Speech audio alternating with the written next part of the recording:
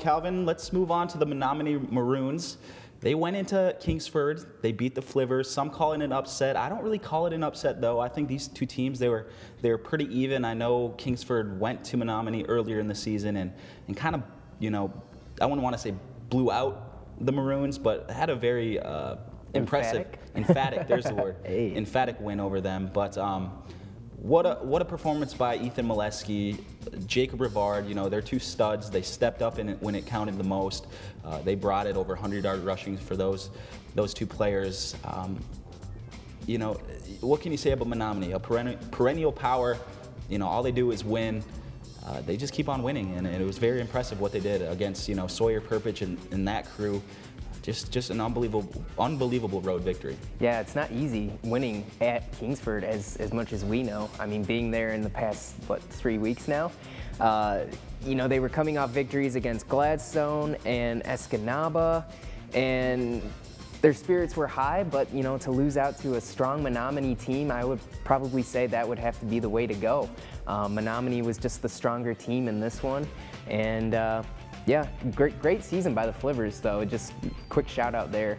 Right, and not often do you see a game decided by a field goal in the UP, but Sean Sondel kicked the game winner with, I think it was just under 5 minutes. There wasn't a lot of pressure. It wasn't like the clock was expiring, but still, definitely a good job by him to be able to kick it through the uprights. A close game. Like I said, going into that, I think those two teams were just right there. Menominee got it done. Let's move on to their opponent, Reed City. This is a team that has witnessed a lot of success over the past decade. 7 straight conference titles, a couple district titles to their name. Another perennial power, kind of like Menominee, similar to Menominee. They like to run the ball. They got a guy named Philip Jones last week in their district final, 269 yards against a pretty good Clare team. As a team, they rushed for 450 yards and only gave up about 69 yards on the ground. So another team that plays defense and another team that runs the ball very well. Yeah, I mean, we're starting to sound like a broken record here, just saying the same thing over and over and over again. But these games are basically going to come down to time of possession and stopping the run. All of these teams that we've seen are rush heavy and rush happy. So it's going to be on the defenses.